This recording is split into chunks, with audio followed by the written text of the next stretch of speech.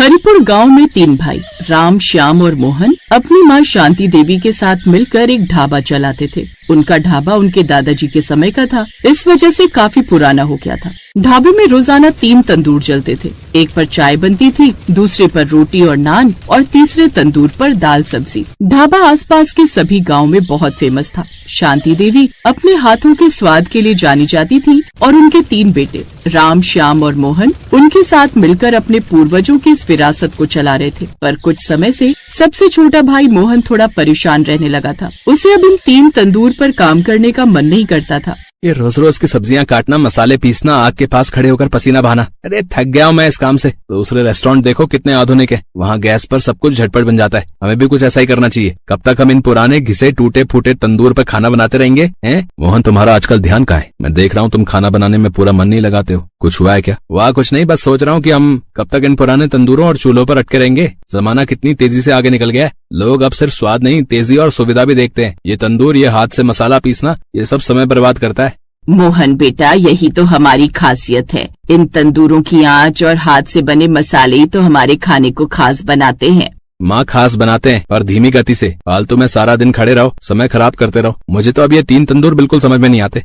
मोहन अब अपनी इसी आदत की वजह से गुस्से में रहने लगा। उसे अब अपने ढाबे के 3 तंदूर आंखों को चुभने लगे थे। एक दिन सुबह के समय मोहन ढाबे पर सफाई कर रहा था। उसके दोनों भाई और माँ भी आए नहीं थे। झाड़ू लगाते लगाते मोहन खुद से ही बातें करने लगा। काश हमारे ये 3 तंदूर जादुई हो जाए, जो एक पल में सारा खाना बना दे, तो हमारी सारी समस्याएं हल हो जाएंगी। ना आग का झंझट, ना देर तक खड़े होने की जरूरत, बस चुटकी में सब तैयार। सच में, अगर ये 3 तंदूर अपने जादू से एक बटन दबाते ही रोटियां और दाल सब्जी बना दे, तो हमें इतनी मेहनत नहीं करनी पड़ेगी। मैं आराम से बैठा रहूंगा और काम अपने आप होता रहेगा। मोहन झाड़ू लगाते हुए सपनों की दुनिया में खोया हुआ था। तभी ढाबे पर एक फकीर ने आवाज लगाई, बेटा, बहुत भूख लगी है, कुछ खाने को दे दो बेटा। मोहन तो अपनी ही धुन में था। उसने फकीर की बात को नहीं सुना। फकीर ने फिर से आवाज लगाई, बेटा, कुछ खाने को दे दो, भूख लगी है। ओह, खाने के लिए कुछ चाहिए? अभी ढाबा शुरू नहीं हुआ, पर आप बैठो, मैं कुछ ताज़ी रोटी बना देता हूँ। दाल तंदूर में पक चुकी है, उसी के साथ खा लेना। बेटा, तुम तो बहुत दयालु स्वभाव के हो। मुझे तो लगा कि ना जाने तुम मेरे साथ कैसा बर्ताव करोगे। नहीं बाबा जी, मैं भले ही थोड़ा चिड़चिड़ा हो गया हूँ, पर बड़ों का सम्मान करना नहीं भूला हूँ। वैसे तुम किसी सोच में हो क्या? कोई परेशानी है तो मुझे बताओ। परेशानी ज्यादा तो कुछ नहीं बाबा, बस मैं अपने ढाबे के इन 3 तंदूरों से बहुत परेशान हूँ। ढाबे की रसोई में ये 3 तंदूर कई सालों से पड़े हुए हैं, अब तो टूटे फूटे हो गए। बड़ी मुश्किल होती है इन पर खाना बनाने में। मैं तो बस ऐसे ही सोच रहा था कि अगर ये 3 तंदूर जादुई हो जाएं और खुद से ही खाना बनाने लगे, तो मेरी मुश्किल भी आसान हो जाएगी और माँ भी गुस्सा नहीं करेगी। माँ इन 3 तंदूरों को हटाना नहीं चाहती और मैं इन पर खाना नहीं बनाना चाहता। बस ऐसे ही सोच रहा था। अगर तुम चाहो तो मैं तुम्हारे ये 3 तंदूर जादुई बना सकता हूँ। फकीर की बात सुनकर मोहन की आंखों में चमक आ गई और वो फकीर से बोला, बाबा, क्या आप सचमुच ऐसा कर सकते हैं? तो आप कर दीजिए। मुझे ये 3 तंदूर ऐसे जादुई बना दो जो पलक झपकते ही ढेर सारा खाना बना दे, ताकि हमें इन पुराने तंदूरों और दिन भर की मेहनत से छुटकारा मिल जाए। तथास्तु, तुम्हारी इच्छा पूरी होगी। आज से तुम्हारी रसोई में 3 जादुई तंदूर होंगे जो तुम्हारी इच्छा से काम करेंगे। पर याद रखना, किसी भी चीज के फायदे और नुकसान दोनों ही होते हैं। मुझे तो अभी इसमें फायदा ही दिखाई दे रहा है, नुकसान क्या ही होगा जब 3 जादुई तंदूर खाना बनाएंगे। फकीर ने हाथ घुमाया और रसोई में मौजूद पुराने 3 तंदूर चमकने लगे और उनका रूप बदल गया। मोहन की खुशी का ठिकाना नहीं था। इसके बाद फकीर बाबा चले गए और तभी शांति और दोनों बेटे आ गए। उन्होंने जब ढाबे की रसोई में 3 चमकते हुए तंदूर देखे तो हैरान रह गए। मोहन ने उन्हें सारी बात बता दी। मैं तो सच में परेशान हो गया था उन पुराने 3 तंदूरों की वजह से। अब ये जादुई तंदूर फटाफट से खाना बनाएंगे। बेटा, अब जो तूने कर लिया सो कर लिया, पर पता नहीं इसका आगे परिणाम क्या होगा, ये तो वक्त ही बताएगा। चलो, अब हमारे लिए तो यहाँ पर कोई काम है नहीं, ऐसे ही बैठ जाते हैं। राम श्याम ग्राहक आएंगे तो देख लेना, मैं वहाँ सामने बैठी हूँ। मुझे भी क्या करना है माँ? रोटियां तो इस तंदूर से अपने आप ही बनकर बाहर आ रही हैं और यहाँ पर इस तंदूर में चाय बनकर तैयार हो गई है। भैया, ये देखो, फटाफट से सब्जी भी बन गई। कितना फायदा है इन जादुई 3 तंदूरों का। थोड़ा आराम तो मिला है, पर खाना ग्राहकों को पसंद आएगा या नहीं, ये हम नहीं कह सकते। वही तो, अपने पुराने तंदूर पर तो हमें अंदाजा होता था कितने मसाले कैसे डालने हैं, रोटी को कितनी देर तक सेकना है, चाय में चीनी पत्ती, दूध कितना डालना है। अब ये जादुई तंदूर खुद से ही सब कर रहे हैं। देखते हैं, ग्राहक आने दो, उनकी पसंद पता चल जाएगी। ग्राहक आते जादुई तंदूर का बना हुआ खाना खाते और बिना कुछ बोले चले जाते। जादुई तंदूरों में मिनटों में ढेर सारा खाना बन जाता था, लेकिन धीरे धीरे एक समस्या उभरने लगी। खाने के स्वाद में फर्क आने से ग्राहकों की भीड़ कम होने लगी। उसमें वो घर जैसा स्वाद नहीं रहा। शांति बहन, तुमने खाने में कोई फेरबदल किया है क्या? अब खाने में जो है पहले जैसा स्वाद नहीं है। ग्राहक गुस्से में जाने लगे और अब उन्होंने ढाबे पर आना छोड़ दिया। धीरे धीरे करके शांति देवी का ढाबा खाली रहने लगा। मोहन, मैंने तुमसे कहा था कि मेहनत का कोई विकल्प नहीं। इन जादुई तंदूरों ने तुम्हारी मेहनत तो कम कर दी, पर हमारे खाने से उसका स्वाद और हमारा प्यार छीन लिया। माँ, आप सही कह रही थी। मुझे लगा था कि कम मेहनत से सब कुछ आसान हो जाएगा, पर मैंने ये नहीं सोचा कि मेहनत ही हमारे स्वाद की नींव थी। अब क्या होगा, हमारी रसोई बंद हो जाएगी। ये सब मेरी वजह से हुआ है। मुझे ही जादुई तंदूर चाहिए थे, जबकि असली खुशी मेहनत में है। ग्राहक हमारे उन्हीं 3 तंदूरों का खाना पसंद करते थे जो हल्की आंच पर बनता था। भले ही पुराने तंदूर थे, पर सबको उन्हीं पर बने खाने का स्वाद पसंद था। मोहन फूट फूट कर रोने लगा। उसे अपनी गलती का एहसास हो गया था। उसने सोचा था कि जादुई तंदूर उसकी समस्याओं का समाधान करेंगे, लेकिन उन्होंने उसकी रसोई की पहचान और स्वाद ही छीन लिया। अब रोने से क्या मिलेगा मोहन? पता नहीं इसे जादुई तंदूर की क्या पड़ी थी। अच्छा खासा ढाबा चल रहा था, सब खराब कर दिया। मोहन ने उन फकीर बाबा को बहुत ढूंढा और फिर उसे एक स्थान पर वो फकीर बाबा मिल गए। क्या बात है बेटा मोहन, तुम तो दुखी लग रहे हो। जादुई तंदूरों ने तुम्हारी सारी परेशानियां तो दूर कर दी होंगी। नहीं पापा, मेरी तो और परेशानी बढ़ गई। इन जादुई तंदूरों ने हमारा सब कुछ छीन लिया, स्वाद, ग्राहक और हमारी मेहनत का गौरव। मुझे ये जादुई तंदूर नहीं चाहिए। मुझे मेरे पुराने मेहनत वाले तंदूर वापस चाहिए, जो हमारे खाने में प्यार घोलते थे। मुझे मेरी मेहनत और अपने हाथों का स्वाद वापस चाहिए। ईश्वर ने हमें जो क्षमता दी है, हमें उसी से काम करना चाहिए। तुमने बिना सोचे समझे जादुई तंदूर मांगे और अपना फायदा देखा, पर नुकसान नहीं सोचा। हमें किसी भी बात के फायदे और नुकसान दोनों पहलू सोचने चाहिए। अब घबराओ नहीं, जाओ और जाकर देखो, तुम्हारे तंदूर पहले की भांति हो गए होंगे। मोहन ढाबे पर लौटा। उसके जादुई तंदूर फिर से पुराने मिट्टी के पारंपरिक 3 तंदूर में बदल गए। मोहन, राम और श्याम ने तुरंत तंदूरों में आग जलाई और माँ के साथ मिलकर नए सिरे से खाना बनाना शुरू किया। धीरे धीरे 3 तंदूर वाली रसोई में फिर से रौनक लौटने लगी। ग्राहक वापस आने लगे और उन्होंने फिर से वही पुराना 3 तंदूर पर पकने वाला स्वादिष्ट खाना पाया।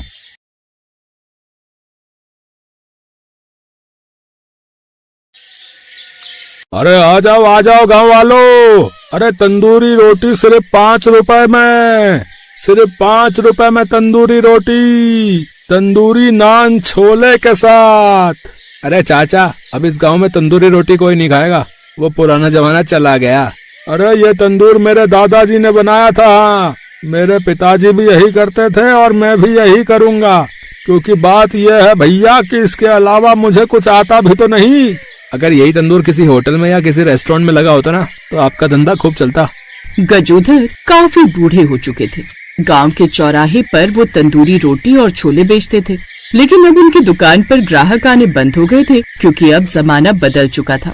दिन भर काम करने के बाद जब वो घर पहुँचे, तब उनकी बेटी ममता कढ़ाई में रोटी सेक रही थी। गजोधर ये देखकर हैरान हो गए। अरे ममता बिटिया, ये क्या कर रही हो? भला कढ़ाई पर भी कोई रोटी सेकता है? पापा, आप तो जानते ही हो कि मुझे नए नए एक्सपेरिमेंट करने में बहुत मजा आता है, और वैसे भी हमारा तवा टूट चुका है, इसलिए मजबूरी में मुझे ये एक्सपेरिमेंट करना पड़ा। आप जल्दी से हाथ मुंह धो लो, मैं खाना लगा देती हूँ। गजोधर हाथ मुंह धोकर आया और दोनों एक साथ बैठकर खाना खाने लगे। उस घर में ममता और उसके पिता के अलावा कोई नहीं था। खैर, खाना खाने के बाद ममता ने अपने पिता से कहा, पापा, तंदूरी रोटी तो मैं भी बना लेती हूँ, तो क्यों ना मैं भी आपके साथ चला करूँ? नहीं बेटी, मुझे लगता है दादाजी का बनाया हुआ वो तंदूर अब कबाड़ में बेच देना पड़ेगा, क्योंकि अब इस तंदूर की कोई औकात नहीं रही मार्केट में। खैर, अगले दिन सुबह सुबह चौराहे पर पहुंचकर गजोधर अपना तंदूर साफ करने लगा। तभी उसके पास गांव के कुछ आदमी आए। अरे गजोधर, इससे अच्छा तुम कहीं मेहनत मजदूरी कर लो भाई, कम से कम पैसे तो कमा पाओगे। तुम्हारा तंदूर अब किसी काम का नहीं रहा। जवान बेटी घर पर बैठी है और तुम सुबह से शाम तक यहाँ तंदूर जलाते रहते हो। हाँ गजोधर, तुम्हें अपनी बेटी की शादी भी तो करनी है। दिन भर में ज्यादा 2-4 तंदूरी रोटी ही बिकती होंगी, इससे तुम्हारी बेटी की शादी नहीं हो पाएगी। गजोदर ने जब उनकी बातों का कोई जवाब नहीं दिया तो वो लोग वहाँ से चले गए। खैर, उसने तंदूर जलाया और रोटी सेकने लगा। उसके आसपास कुछ लोग गोलगप्पे बेच रहे थे। सारे ग्राहक जा गोलगप्पे खा रहे थे। उसके पास कोई भी नहीं आ रहा था। गजोदर परेशान हो गया। अरे आज तो रविवार का दिन है, फिर भी कोई मेरे पास तंदूरी रोटी छोले खाने नहीं आ रहा। लगता है उन आदमियों ने बिल्कुल सही कहा था। अगर ऐसे ही चलता रहा तो मैं अपनी बेटी की शादी कैसे करूँगा। ऐसा करता हूँ, चौराहे पर जो होटल है उस होटल में जाकर बात करता हूँ। गजोदर पैदल ही वहाँ से थोड़ी दूर पर मौजूद किसी होटल में चला गया। तभी साहब, उस चौराहे पर मैं तंदूरी नान तंदूरी रोटी बनाकर बेचता हूँ, पर पिछले कुछ सालों से ग्राहक आना ही बंद हो गए हैं। मैं बहुत अच्छा तंदूरी नान बनाता हूँ। क्या मुझे आपके होटल में काम मिल सकता है? मैं खुद का तंदूर लेकर आऊंगा। हमारे होटल में बहुत सारे तंदूर लगाने वाले हैं, मुझे तुम्हारी जरूरत नहीं है। गजोदर उदास होकर फिर से अपने तंदूर के पास लौट आए। शाम तक वो वहीं बैठे रहे, लेकिन उनके पास कोई ग्राहक नहीं आया। वहीं दूसरी तरफ उनकी बेटी ममता घर में बैठकर अपने पिता के बारे में ही सोच रही थी।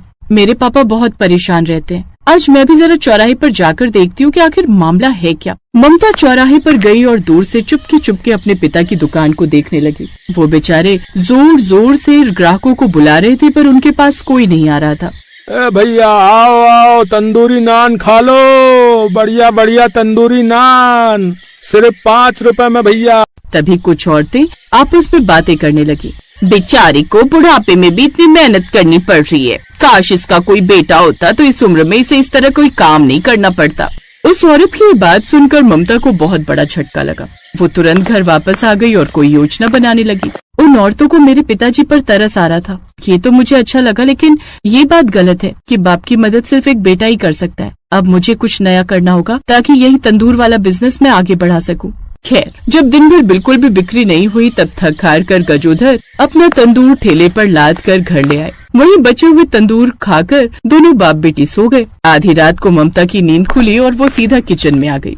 अगर मुझे पापा के तंदूर वाले बिजनेस को आगे बढ़ाना है तो कुछ नया एक्सपेरिमेंट करना होगा, तभी लोग हमारे पास आएंगे, वरना आजकल कंपटीशन बहुत है। मेरे पापा तंदूरी नान बनाते हैं, लेकिन मैं बनाऊंगी तंदूरी चावल। ऐसा आज तक किसी ने नहीं किया होगा। ममता ने एक मिट्टी की हांडी में थोड़े से चावल भरे, उसमें थोड़ा पानी डाल दिया और ऊपर से मिट्टी का ही ढक्कन बंद कर दिया। उसके बाद उसने चुपके से तंदूर जलाया। उसी तंदूर में उसने वो चावल से भरी हुई हांडी रख दी। थोड़ी देर बाद शायद अब चावल पक चुके होंगे। ममता ने जब तंदूर से हांडी निकाली तो देखा चावल पूरी तरह जल चुके थे। मुझे पता था कि पहली बार में चावल नहीं पकेंगे मुझसे। एक बार बस अंदाजा लग जाए कि तंदूर में चावल सही तरीके से पकने में कितना वक्त लगता है, उसके बाद मैं आगे का एक्सपेरिमेंट करूंगी। ममता ये सब सोच ही रही थी कि तभी अंदर से उसके पिताजी की आवाज आ गई। अरे ममता बेटी, अरे ये चावल जलने की महक कहाँ से आ रही है?